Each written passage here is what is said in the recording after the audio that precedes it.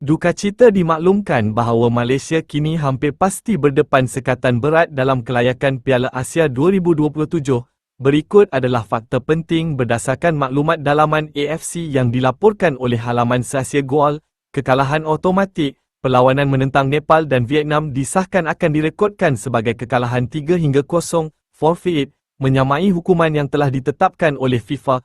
Menunggu keputusan CAS. Pengumuman rasmi hanya menanti keputusan daripada Mahkamah Timbang Tarasukan CAS. Walau bagaimanapun, rayuan di CAS difahamkan lebih tertumpu kepada isu penggantungan pemain selama setahun, bukannya untuk mencabar keputusan teknikal perlawanan daripada FIFA-AFC.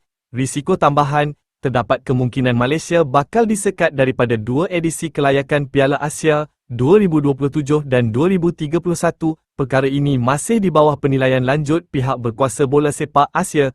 Situasi kini berada di fasa tunggu dan lihat sehingga kenyataan rasmi dikeluarkan selepas prosiding CAS selesai.